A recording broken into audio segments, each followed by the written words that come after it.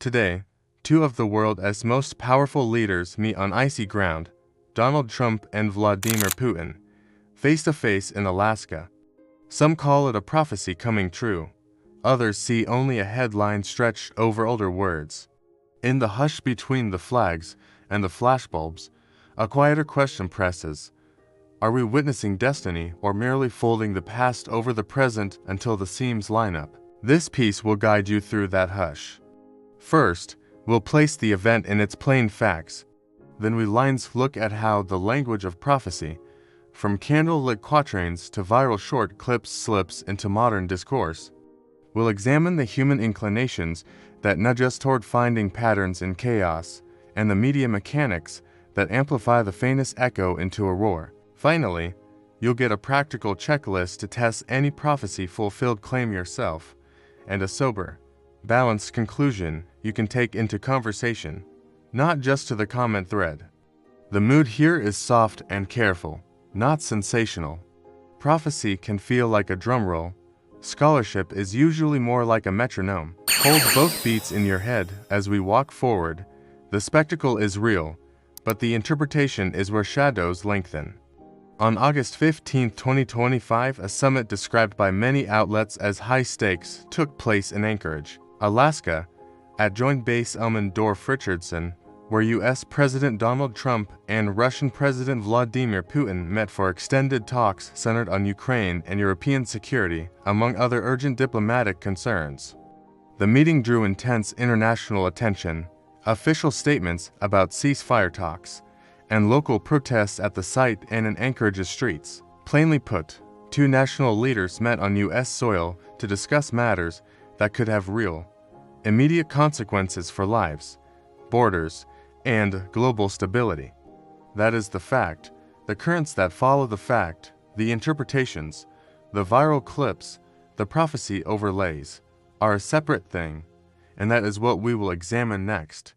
Prophecy wears many faces. Sometimes it means ancient texts, lines of Nostradamus, Baba Vanga, or apocalyptic pamphlets bound in strange strength. Sometimes, in everyday speech, any confident prediction is labeled prophecy for effect.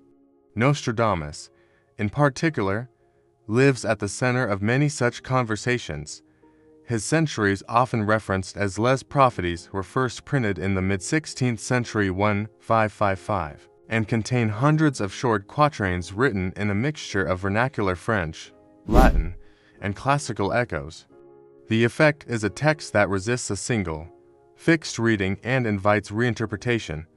Why does that matter? Because deliberate ambiguity in interpretive vacuum, the vaguer the line, earth-shaking, great flood, a new city, the easier it is for later readers to press current facts into its shapes. Modern headlines do the rest, a shaky translation, a dramatic thumbnail, and suddenly a clip appears that seems to say, "See, he said it." But what usually happened is this: 1. A short, opaque stanza exists. 2. A contemporary headline about a dramatic event appears. And 3. A creative narrator builds a bridge of suggestion, not proof, between the two. When you see a banner claiming Nostradamus predicted 2025, more often than not, it's a collage of a vague stanza, plus a modern headline, plus an interpretive leap. That leap is human and very old. There are deep, familiar causes beneath the urge to see prophecy. Cognitive science gives us names. Patternicity, the tendency to detect meaningful patterns in random data. Agenticity, the tendency to infer purpose or intent behind events. And confirmation bias, the habit of favoring evidence that confirms pre-existing beliefs. Add the frequency illusion, the Baader-Meinhof effect, and an idea, once noticed, begins to seem everywhere. Together, these mental habits make prophecy emotionally plausible. An old line of verse becomes a script for anxiety, comfort, or a tidy narrative about chaos. Emotion amplifies this. When the stakes feel high, war, economic collapse, a leader's choice, we crave stories that reduce uncertainty. Prophecy offers apparent order. If someone predicted an outcome, then the future feels less random. That comfort is powerful. It is also why groups in echo chambers reinforce prophetic readings. People who already distrust institutions or who already expect dramatic collapse will more readily notice and share matches, while contrary evidence is ignored or dismissed. So when a clip claims the prophecy is fulfilled, ask yourself, does this feel like discovery or like the calming of a fear? That question is practical, not dismissive. Digital platforms reward clarity and shock. Nuance pays poorly in engagement. A vague quatrain does not go viral. An assertive thumbnail and a 5-second hook do. Content producers rapidly repurpose old texts into short, replayable narratives. Original quatrain gives punchy translation on paraphrase, gives sensational headline, gives looped clip, gives viral spread. The mechanism is simple and market-driven. Algorithms favor early engagement. The clearest, boldest claims usually win. This is not usually malevolence so much as incentive architecture. Verification is difficult when speed is king. A single MIS translation or misattributed line, once embedded in a viral clip, metastasizes through shares and reploads. That clip then becomes the evidence newer posts reference, and the original context withers under the weight of distributed repetition. The result? A rumor that behaves like a fact.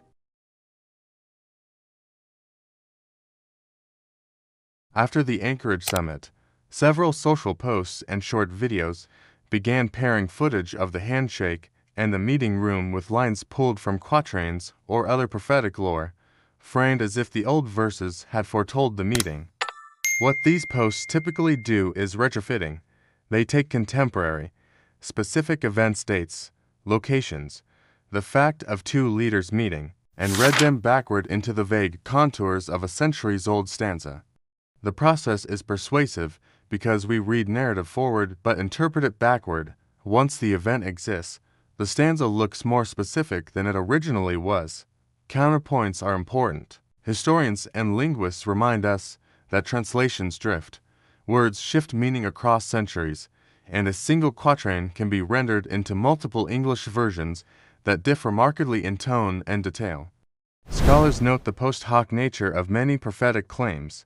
That is, apparent hits often emerge only after the event, shaped by selective quotation and creative paraphrase. The sober way to read these intersections is to suspend the thrill of match found until careful source work is complete. If you see an article or clip claiming that a prophecy has been fulfilled, use this 6-step checklist, a simple verification workflow you can do without specialized tools. Find the original text. Don't rely on snippets. Look for the complete quatrain or prophetic passage in its original language or in reliable, cited translations.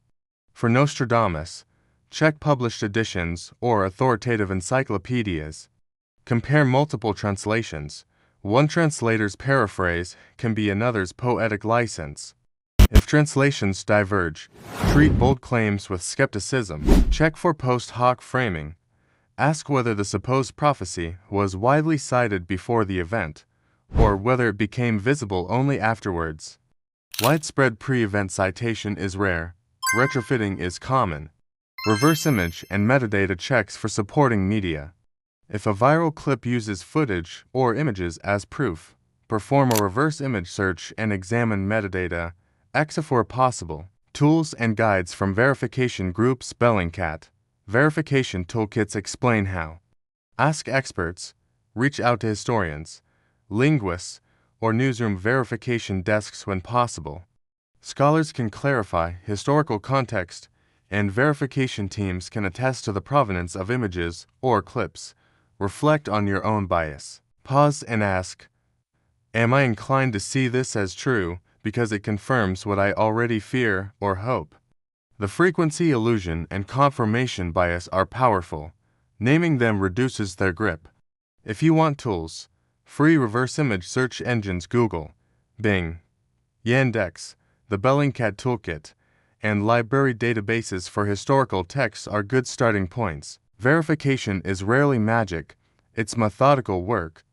The Alaska Summit is a concrete diplomatic event with immediate geopolitical implications. That is the simple story. Two leaders met. Reporters covered it. Diplomats and citizens reacted. The more seductive story is the one we build around it, the one that reaches back 5 centuries and says, "This was foretold." Often, that seductive reading is built on human needs and media incentives rather than on airtight textual evidence. You can hold to truths at once. First, pay attention to the political outcomes, the statements, and the verifiable facts that will affect lives and policy. Second, be wary of viral narratives that claim ancient texts predicted specific modern events without rigorous textual and contextual support. Prophecy fills a gap. Scholarship fills it differently with careful sourcing, translation comparison, and public verification. When you encounter claims of fulfilled prophecy, treat them as you would any extraordinary claim. Demand clear sourcing, check the media evidence, and consider whether emotional investment is shaping what you perceive. That approach protects curiosity without surrendering it to gullibility. If you want a deeper follow-up, I can do one of 2 things next: a word-by-word analysis of a quatrain commonly cited about America, with original language lines, multiple translations, and commentary from scholars. So, you can see precisely how meaning shifts in the hands of translators. Be a hands-on tutorial to verify a viral clip. We'll take a recent video, run reverse image searches, check metadata, and demonstrate how small errors become proof online. Comment A for the translation deep dive, or B for the verification walkthrough. If you found this useful, like and subscribe for calm, evidence-based analysis amid the noise. Until then, listen for the soft voice of context beneath the loud voice of claims. It will keep you steadier than any single prophecy.